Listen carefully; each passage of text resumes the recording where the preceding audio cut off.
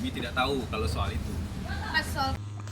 Febri Diansyah, kuasa hukum ex-Jampitsus Febri Adriansyah, memberi keterangan terkait isi pertemuan 2 jam dengan ex-Jampitsus tersebut di rutan KPK.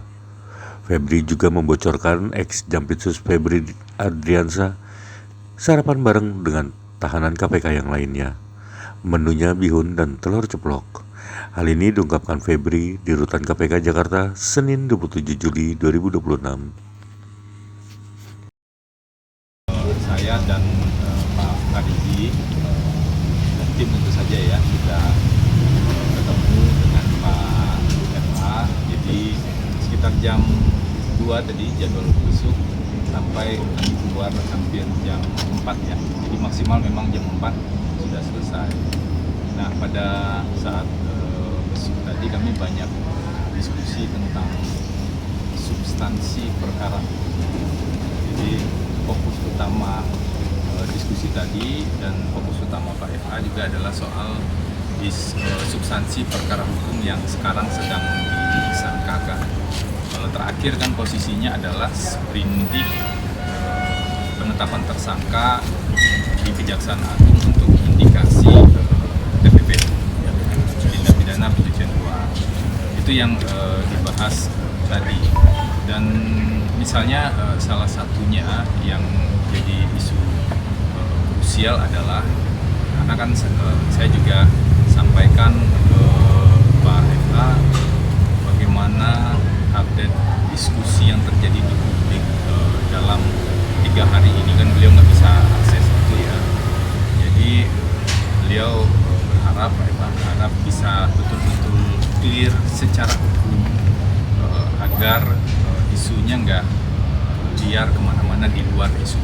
Clear secara hukum misalnya untuk kalau kita semua sudah lihat ada barang bukti emas dan sejumlah uang ya dalam mata uang asing saat proses penggeledahan, secara jelas kan kita melihat, masyarakat juga melihat ada benda-benda tersebut. Namun yang secara hukum wajib untuk dibuktikan dan perlu dikelirkan adalah sebenarnya siapa pemilik benda-benda tersebut. Itu kan pertanyaan yang harus dibuktikan ya secara hukum. Pertanyaan pertamanya itu.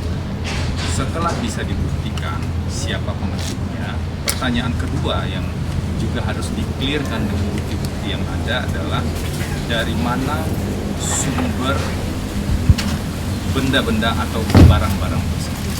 Apakah dari misalnya ya dari usaha yang sah atau sumber yang tidak sah. Itu kan bisa macam-macam ya sumbernya, dan untuk menyimpulkan itu kan harus ada bukti. Kalau misalnya dari sumber yang sah tentu nggak ada isu. Tapi kalau dari sumber yang tidak sah misalnya atau dari hasil kejahatan, menjadi pertanyaan juga, itu hasil kejahatan apa?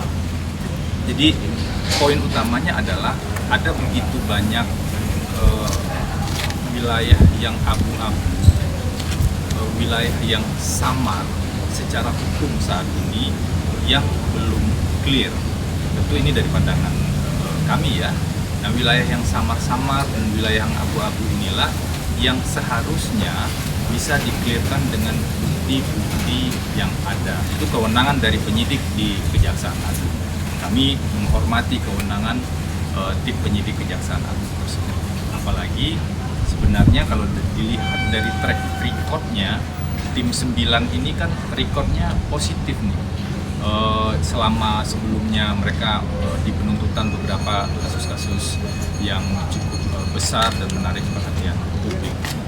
Sehingga harapannya dengan clearnya fakta-fakta itu, masyarakat juga bisa ditunjukkan bahwa ini betul-betul proses hukum yang berjalan dalam koridor atau rel hukum. Nah itu yang kami bahas tadi, diskusi cukup panjang, hampir 2 jam ya, hampir 2 jam. Tadi karena ada teman-teman wartawan juga tanya, Pak FA sarapan apa tadi pagi? Nah saya sempat tanya juga tadi, sarapan pagi itu bareng dengan para tahanan lain ya. Tahanan lain kan ada sejumlah tahanan di KPK, ada tadi bihun, ada telur ceplok, bihun sama nasi putih sama ya teh gitu ya. Dan itu perlakuannya sama dengan yang lain. Kita tahu betul kalau di KPK memang standarnya seperti itu ya, nggak ada perlakuan khusus untuk satu pihak atau pihak yang lainnya. Mungkin itu yang bisa disampaikan, silakan Mas. Jangan lupa subscribe ya.